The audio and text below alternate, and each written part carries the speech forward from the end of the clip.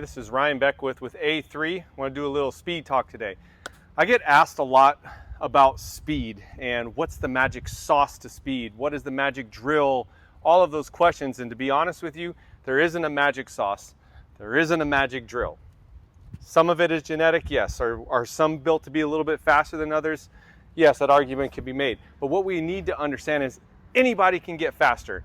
So there are drills that you have done 1,000 times, just maybe not done in the most efficient manner. So I'm going to give you my opinion on some of these drills and what needs to happen from a speed perspective, from a mechanics perspective, and all of those things to make you faster. So first thing we need to understand is the body. The body is a tool, and I want you to use this tool and think of it as a spring. So a lot of times what happens, we get told, make your stride longer, extend it, extend it, extend it.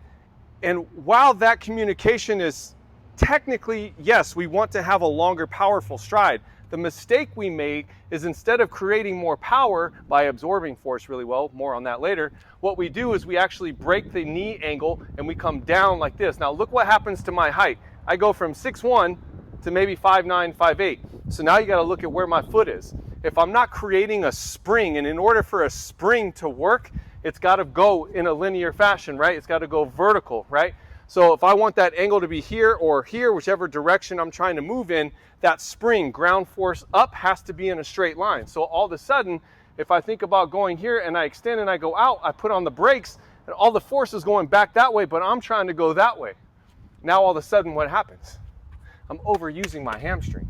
So I got to think about position of my foot, where I am, and then creating spring, because if I stay here and my knee angle doesn't change and I go there, now I pop off the ground. So now that when I'm running, if I go from 6'1", now I'm at 6'5" when I run. We need to understand those positions. That's lesson one.